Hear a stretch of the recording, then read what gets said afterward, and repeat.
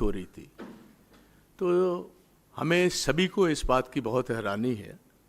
वो एक बहुत ही straightforward, honest, upright leader हैं, और जो भी उन्होंने बात की वो बेसिक उन्होंने यही बात कही कि कांग्रेस की कंट्रीब्यूशन क्या है देश की आज़ादी में, उसको आज़ादी को बरकरार रखने में। और क्योंकि अभी लीडर वो अपोजिशन इलेक्ट हुए थे, तो उन्होंने ये बात कही कि हमारी पार्टी जो है और हमारी सोच जो है वो हिंदुस्तान में सभी रहने वाले, दलित हों, पछड़े हों, बैकवर्ड क्लासेस हों, मिनॉरिटीज़ हों, कोई भी सेक्शन हो, जहाँ भी कहीं गवर्नमेंट अंडर द कॉन्स्टिट्यूशन किसी से भी नाजायज़ करेगी, हम उसका साथ देंगे।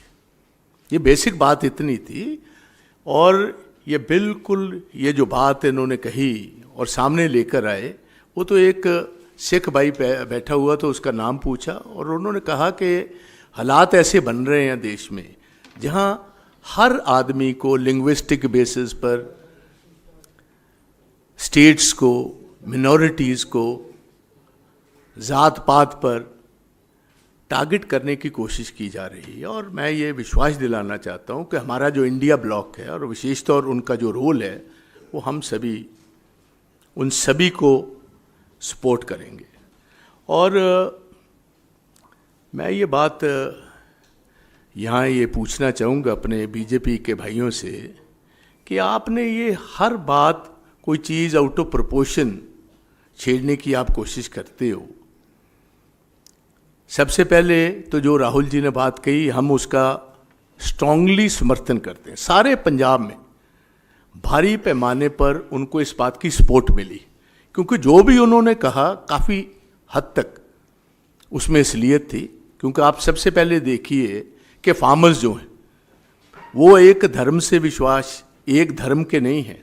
जो एजिटेशन चली इधर 11 महीने, मैं भी तब मेंबर ऑफ पार्लियामेंट था, और वो एजिटेशन अकेली पंजाब तक कन्फाइन नहीं थी, सारा हरियाणा उसमें इन्वॉल्व था, राजस्थान था, यूपी के बॉर्डर के लोग थे, वेस्टर्न यूपी के थे, दिल्ली के थे, उत्तराखंड, बहुत दूर से साउथ इंडिया के भी लोग आ चुके थे, इधर आए हुए थे। मगर आप देखिए कि 11 महीने बीजेपी की गवर्नमेंट ने इतना भी नहीं किया कि बॉर्डर पर हमारे प्राइम मिनिस्टर ने टाइम भी नहीं निकाला कि 10 मिनट जाकर जो किसान भाई देश का पेट पालते हैं उनकी हम जेन्युइन डिमांड्स जो हैं उनकी बात तो सुन लें। और मुझे पता है हम मेंबर ऑफ पार्लियामेंट थे, महीना, 1.5 महीना, 2 महीने ना लोकसभा चल पाई ना राज्यसभा चल पाई, क्योंकि इन बिल्स पर ये बात करने को भी तैयार नहीं। तो ये बात उन्होंने, और मुझे इस बात का अफसोस है कि आज हम काउंटर सवाल पूछते हैं इनके मंत्री पुरी साहब को, लालपुरा साहब को, एक और हैं दिल्ली के, इनके ताज़ी कांग्रेस के गए हुए भाजपा में, और एक हमारे कांग्रेस पंजाब से आकर इधर मंत्री बने हुए हैं, कि अब आप काउंटर सवाल कर रहे हो, कभी आपने तब तो आवाज़ उठाई नहीं जब ये बीजेपी के लीडर हमारे किसान भाइयों की, उनकी दस्तार की वजह से, उनकी पगड़ी की वजह से, जो इधर बॉर्डर्स पर बैठे हुए अपनी जेन्युइन डिमांड्स रख रहे थे, आप उनको खालिस्तानी बता रहे थे। और मैंने बोलते हुए तब भी कहा था प्राइम मिनिस्टर साहब से, प्राइम मिनिस्टर साहब, जिस हिसाब का व्यवहार आपकी सरकार और आप कर रहे हैं, हमें तो कई दफ़े ऐसे लगता है कि ये सेकेंड वर्ल्ड वॉर से पहले जो एडोल्फ हिटलर ने जर्मनी में किया था, ऐसे हालात आपने पैदा कर दिए। इर्द गिर्द बार्ब्ड वायरिंग लगा दी, उनके टेलीफोन के कनेक्शंस काट दिए गए, ये उनका पानी का कनेक्शंस काट दिया गया, और ऐसे कई आपको पता है। उसके बाद यूपी के एक इनके मिनिस्टर हैं जो मिनिस्टर ऑफ स्टेट थे, उनके लड़के ने कैसे किसान अपनी डिमांड रख रहे थे, और बहुत सारे उनमें से हमारे सिख भाई थे, कैसे जीप के नीचे रोन दिए, 5-6 लोग मार दिए गए जी। और कितना लंबा अरसा हर पार्टी ने डिमांड रखी देश भर में कि आप मिनिस्टर से इस्तीफा दिलवाए, आपने कोई जवाब तक नहीं दिया। लास्ट मोमेंट तक उसको कंटिन्यू रखा आपके सामने जी। उसके बाद मैं बताना चाहता हूं, अब ऑफ लेट हमारे किसान भाई अब फिर आज से 4-5 महीने पहले पंजाब के दिल्ली में अपनी बात एक दफ़ा फिर लाना चाहते थे, क्योंकि इन्होंने प्रॉमिस किया था। जब ये कानून इन्होंने वापस लिए थे तो इन्होंने चंद बातों का प्रॉमिस किया था। एक तो था कि हम एमएसपी देंगे, इसको लीगल गारंटी देंगे, और जिन लोगों ने दिल्ली में 8-9 महीने एजिटेशन की है उन पर जो नेशनल हाईवेज पर और इंडियन रेलवेज पर जो केसेस बने हम वापस लेंगे। कुछ और बातें भी थी। हरियाणा की गवर्नमेंट जो बीजेपी की खट्टर साहब की गवर्नमेंट, उन्होंने 5-5, 4-4 इंच के कील लगवा दिए वहां जी। आप मुझे बताओ कैसी ये डेमोक्रेसी है? ये आजादाना देश है। इसमें आप अपने किसानों को एक सेब पैसे चाहते थे। हमारे किसान और कुछ नहीं थे कर रहे, वो बस इतना चाहते थे कि हम आकर इधर जैसे पहले आए हैं, हम दिल्ली में आकर जंतर मंतर पर बैठेंगे, अपनी आवाज रखेंगे। वहां मुझे बहुत अफसोस से कहना पड़ता है, हरियाणा की पुलिस ने लाठीचार्ज भी किया, गोली भी बरसाई। एक नौजवान शुभकरण सिंह 21 साल का नौजवान फायर वेपन से वो मारा गया जी। 200 से ज्यादा किसान पटड़ हुए। और मैंने खुद as leader of the opposition एक पिल डाली हाई कोर्ट में, ऑनरेबल हाई कोर्ट ने उस पर फैसला करके जुडिशियल कमीशन बैठाया जी। तो ये जो वो बातें किसानों की रख रहे हैं, या सारे देश में कभी मणिपुर की बात कर रहे हैं, या आपके सामने ही है जम्मू कश्मीर की होंद को खत्म कर दिया जी। एक स्टेट थी, स्टेट को यूनियन टेरिटरी में बदल दिया। बात तो वो इतनी ही कर रहे हैं कि जहां डेमोक्रेसी खतरे में है, या कोई एथनिक ग्रुप्स बैठे हुए हैं, या दलित भाईचारा है, या ट्राइबल्स हैं, या मिनॉरिटीज हैं, उनके जहां भी इंटरेस्ट को प्रोटेक्ट नहीं किया जाएगा वो कांग्रेस करेगी और इंडिया ब्लॉक करेगा। मैं इधर चन्नी जी हमारे भाई इधर बैठे हुए हैं, मैं आज क्योंकि ये मौका मिला है मैं बात ये करना चाहता हूँ। राहुल जी ने तो बस आइडेंटिटी की अभी बात ही की थी। पंजाब आप देखिए सबसे बड़ा कंट्रीब्यूटर है देश की आज़ादी में।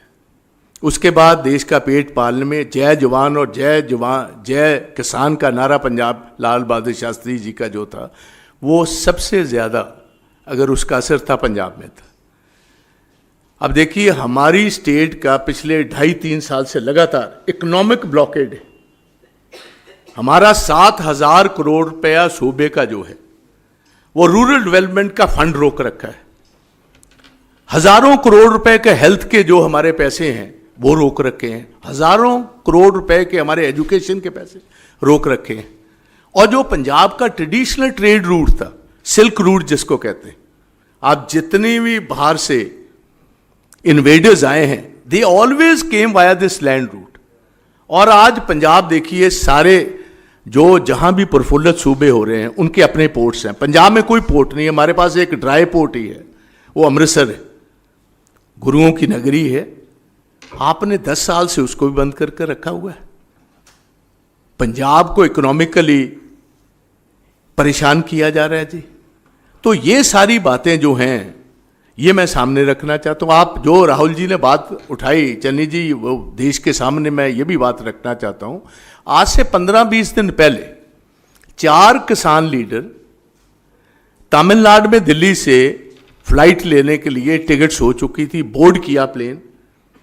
हमारे रिलीजियस सिंबल्स हैं, जैसे दस्तार है, हम पगड़ी जिसको कहते हैं, हमारा कड़ा है, ऐसे ही शॉर्ट कृपान हम ऊपर से डालते हैं। उन आदमियों को प्लेन में अभी तक कभी ये नहीं हुआ कि हिंदुस्तान में किसी ने फ्लाइट पर रिलीजियस हमारे सिंबल्स की वजह से उनको फ्लाइट से उतार दिया गया जी। किसानों की एक मीटिंग में आपने ये वाइडली रिपोर्टेड था सारे जी, दिल्ली के एयरपोर्ट से उनको नीचे उतार दिया गया जी। जहां तक मैं समझता हूं कि ये दिल्ली के लीडर ने जो राहुल जी को ये बात कही है, उसका भी मैं समझता हूं हमारा डायरेक्ट चार्ज है कि ये बीजेपी की गवर्नमेंट ने जो उसने ये बात कही, हम उसको कंडेम करते हैं, क्योंकि सिख परंपराओं के खिलाफ है ये बात। हमारे गुरुओं ने हमेशा सरबद्ध के भले की बात की, मानस की जात सब एक ही पहचान वो। आप एक नौजवान लीडर को, जो leader of the elected leader of the opposition है, विद कैबिनेट रैंक है, जितनी इनकी पार्टी के पास है उनसे चंद मेंबर कम है इंडिया ब्लॉक में, आप उनको मारने की धमकी दे रहे हो, फिजिकली एलिमिनेट करने की धमकी दे रहे हो। और मैं समझता हूं कि ये उसकी जुबान से, ये बीजेपी वालों ने ये इनडायरेक्ट थ्रेट जो है वो दिल्ली के लीडर से इनका धुलवाया हुआ, ये हम कंडेम करते हैं। और ये भी बता देना चाहते हैं कि कांग्रेस और कांग्रेस की लीडरशिप और विशेष तौर राहुल गांधी जी इन बातों से डरने वाले नहीं हैं। उनकी जो ड्यूटी है, जो कॉन्स्टिट्यूशन के नीचे हर वर्ग के लिए लड़ाई लड़नी है, मजबूती से वो लड़ेंगे। और सारा हमारा पंजाबी जगत जितना है और विशेष तौर स्टेट ऑफ पंजाब है, वो फर्मली राहुल जी के ये जो प्रिंसिपल्स हैं, उनकी जो सोच है उसके साथ है। तो इसलिए मैं यही बात आज कहने आया हूं। और उसके साथ मैं और भी कहना चाहता हूं, ये अकेले 4 आदमी नहीं है। इनकी member of parliament Kangana Ranaut आप देखिए, जैसी वो बातें करती है, हमारी माताओं, हमारे बहनों पर ये चार्ज लगा दिया किसान की मूवमेंटों में कि ये पैसे लेकर मूवमेंट में हिस्सा ले रही। इससे ज्यादा शर्मनाक बात क्या होनी चाहिए? आज भी सब, जब भी वो कोई बात करती हैं, हमेशा कम्युनिटीज में डिफरेंसेस डालने की बात करती। और बीजेपी वालों ने एक वार्निंग दी, वार्निंग इस ढंग की थी क्योंकि उनको पता था इलेक्शंस होने वाली हैं और इसका कहीं असर होगा। अपने आप को डिस्टेंस वे किया है, but they have taken no firm action against Kangana Ranaut. कहना चाहता हूं कि राहुल जी ने कहा क्या है। राहुल जी ने बोला है, एक सिख नौजवान को संबोधन करते हुए उन्होंने कहा, fight is about whether he as a Sikh is going to be allowed to bear his turban in India, or he as a Sikh is going to be allowed to bear kara in India, or he as a Sikh is going to be allowed to go to Gurdwara in India. And thus that's what the fight is about, and not just for him, for all religions. उन्होंने चिंता जाहिर की है कि जिस तरीके से देश में दलित, SC, ST, OBC और मिनॉरिटीज़ को ट्रीट किया जा रहा है और जिस तरीके से इनके खिलाफ एक जहाज छेड़ा हुआ है बीजेपी ने हर तरीके से, आने वाले समय में ऐसा होगा या हो सकता है कि सिखों को टर्बन पहनने की भी अनुमति ना हो। क्या वो होगी या नहीं होगी, ये चिंता जाहिर की है और एक वैलिड चिंता है। उन्होंने सिक्खी की बात की है, सिखों के हक में बात की है, हम उनकी सराहना करते हैं। और जिस तरीके से उन्होंने सिख धर्म के प्रति अपनी श्रद्धा दिखाई और श्री हरमंदिर साहिब में जाकर सेवा भी की है, अक्सर जाते हैं, उससे सिख उनसे प्रभावित हैं। और ये जो जहाद, अब जिस तरीके से बीजेपी इस उनकी जो स्टेटमेंट है इसको मिस इंटरप्रेट कर रही है, वो एक्चुअली क्या है, वो ये नहीं कह रहे हैं कि जी ये बाहर जाकर बोला है इसलिए बदनाम हो गए हम। एक्चुअली उनको तकलीफ ये है कि राहुल गांधी जी ने सिखों के हक में बोला है। तकलीफ ये है कि इन्होंने सिखों के हक में क्यों बोला, इसलिए लड़ाई दूसरी तरफ से बनाकर सिखों को बदनाम करने की कोशिश की जा रही है और राहुल गांधी जी को बदनाम करने की कोशिश की जा रही है। जो उन्होंने चिंता जाहिर की है वो जायज़ है और उसके बहुत सारे उदाहरण भी दिए जा सकते हैं मिनॉरिटीज़ में, दलितों में, ST, OBC में, कि किस तरीके से मौजूदा सरकार इनको दबा रही है और किस तरीके से इनके साथ व्यवहार किया जा रहा है। जो भी किसानी की बात करता है, जो पंजाब की बात करता है, जो सिखों की बात करता है, जो मिनॉरिटी की बात करता है, जो SC, ST की बात करता है, उसको या खालिस्तानी कहा जाता है या देश विरोधी कहा जाता है। ये कोई नई बात नहीं है। अगर राहुल जी ने कहा है तो पूरा पंजाबी लोग और हम सिख लोग उनके साथ हैं और हम उनकी सराहना करते हैं। He framed these issues as part of broader struggle for religious freedom in India. So Rahul ji ने जो बोला है हम उसके साथ हैं और बीजेपी सिखों की भावनाओं के साथ खेलना बंद करे। कुछ ऐसे सिख जो गद्दार तरीके से काम करते हैं बीजेपी में जाकर, उनको आगे खड़ा करके राहुल गांधी जी के जिस तरीके से खिलाफ बोला जा रहा है और धमकियां दी जा रही हैं और जान से मारने तक की धमकियां दी गई हैं, ये देश की डेमोक्रेटिक सिस्टम के लिए अच्छा नहीं है। किस तरफ बीजेपी सरकार देश को ले जा रही है ये बीजेपी को सोचना पड़ेगा। और वो जो ये मरवाहा जैसे लोग हैं जिन्होंने उनको धमकियां दी हैं, उसी समय उन पे पर्चा हो जाना चाहिए था कि देश के ऑपोजिशन लीडर को किस तरीके से कि जी जो हाल तुम्हारे पूर्वजों का हुआ तुम्हारा भी होगा। ये धमकियां जो दी गई हैं इन पे उसी समय पर्चा हो जानी चाहिए था और हम मांग भी करते हैं कि उन पे पर्चा हो।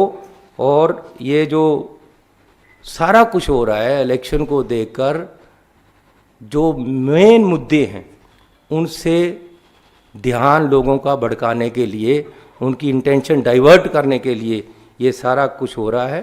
मैं पूछना चाहता हूँ कि पंजाब एक खेती प्रधान सूबा है। बहुत तरीके से पंजाब को उस वहाँ की अर्थव्यवस्था तहस नहस करने के लिए किसानों के खिलाफ कार्रवाइयाँ की जाती, उनके खिलाफ काले कानून लेकर आते हैं। इस बार भी ये चोने की फसल है, पैडी, वहाँ आज तक शैलरों में चावल उड़ रहा है, उठाया नहीं गया। हर शैलर वाले को 1 से 10 करोड़ रुपए तक का घाटा पड़ गया है। सरकार चाहती है कि पंजाब में खेती ना हो, इसलिए खेती वालों को हैरान किया जा रहा है, उनको परेशान किया जा रहा है, उनके बिजनेस खराब किए जा रहे हैं, उनकी फसल उठाई नहीं जा रही। ये सारा कुछ पंजाब और पंजाबियत और सिखों को ख़त्म करने की एक बहुत बड़ी साजिश है।